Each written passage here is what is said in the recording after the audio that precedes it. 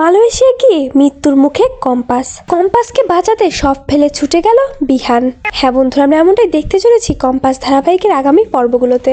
Doctor Sanjay চ্যাটার্জির সঙ্গে দেখা করতে কম্পাস মালয়েশিয়া চলে যায়। তবে কম্পাসের মালয়েশিয়া যাওয়া একেবারেই মেনে নিতে পারছে না বিহান, কেননা বিহান ভাবতে থাকে কম্পাস যদি কোনো বিপদে পড়ে, আর কম্পাস তো তাকে কিছু বলেও গেল না, তার থেকে কোনো সাহায্য নিতে চাইছে না।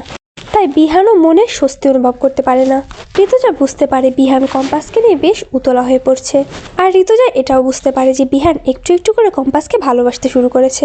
বিহান যখন নিজের ঘরে খুব আপসেট হয়ে বসে থাকে, তখন ঋতুজা বিহানের রুমে গিয়ে বিহানকে বলে ওঠে, বিহান কি হয়েছে তোর? তুই তো কম্পাসকে স্ত্রী হিসেবে মানিসই না, তাহলে কম্পাসকে নিয়ে তোর এত চিন্তা কিসের? বিহান ঋতুজাকে বলে ওঠে, মা আমি ওকে স্ত্রী হিসেবে না মানলেও ও আমার স্ত্রী, ও এই পরিবারের পুত্রবধূ, ওর রেসপন্সিবিলিটি সমস্তটাই আমাদের। ওর কিছু হলে আমরা মানুষের সামনে মুখ দেখাতে পারবো না। এত কিছু বললেও বিহান নিজের মনের কথাটা বলতে পারে না, নিজের মনের কথা কিছুই বলতে পারছে না তার মাকে।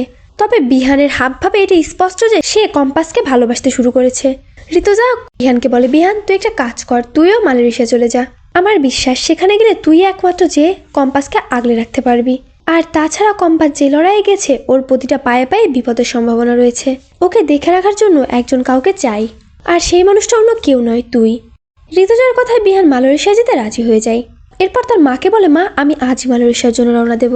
অন্যদিকে দেখা যায় মালয়েশিয়া পৌঁছানোর পরেই কম্পাস তার নিজের কাজ শুরু করে দেয়। তবে অখিলেশের সেট করা গুন্ডারা সবসময় কম্পাসকে ফলো করতে থাকে। কম্পাস যখন ডক্টর সঞ্জয় চ্যাটার্জির সঙ্গে দেখা করার জন্য তার চেম্বারের দিকে যায়, ঠিক সেই মুহূর্তে ওই গুন্ডাগুলো কম্পাসকে কিডন্যাপ করে নেয়। কোনো মতেই সঞ্জয় চ্যাটার্জির সঙ্গে দেখা করতে দিতে চায় না কম্পাসকে অখিলেশ এবং অভিজ্ঞান দত্ত, আর সেজন্যই তারা প্ল্যান করে কম্পাসকে অজ্ঞান করে একটা ডেরায় নিয়ে যায়। অপরদিকে দেখা যায় মালয়েশিয়াতে পৌঁছে যায় বিহান, আর বিহান মালয়েশিয়াতে এসে কোনোভাবেই কম্পাসকে ফোনে পায় না। বিহান বুঝতে পারে কম্পাসকে ফোনে পাচ্ছে না মানে কম্পাসের নিশ্চিত কোনো বিপদ হয়েছে। এদিকে দেখা যায় কম্পাসকে কেউই ফোনে পায় না। ঋতুজাও কম্পাসকে কন্টিনিউয়াস ফোন করে যাচ্ছে, তবে পাচ্ছে না। ঋতুজা উপায় না পেয়ে বিহানকে জানায় যে কম্পাস ডক্টর সঞ্জয় চ্যাটার্জি নামে এক ব্যক্তির সঙ্গে দেখা করতে গেছে। তাই একমাত্র তুই পারিস কম্পাসকে মালয়েশিয়া থেকে বাঁচাতে, তুই কম্পাসকে খুঁজে বের কর। ঋতুজার কথা শুনে বিহান ওই সঞ্জয় চ্যাটার্জির চেম্বারের দিকে ছুটে যায়, আর সেখানে গিয়ে এসে কম্পাসকে খুঁজতে থাকে। একটা সময় গিয়ে বিহান বুঝতে পারে যে কম্পাস তার আশেপাশেই কোথাও আছে। আসলে কম্পাসের মোবাইল নাম্বার ট্র্যাক করে তেমনটাই জানতে পেরেছে বিহান কম্পাসকে উদ্ধার করার জন্য, তাকে বাঁচানোর জন্য ওই জেরায় পৌঁছে যায়।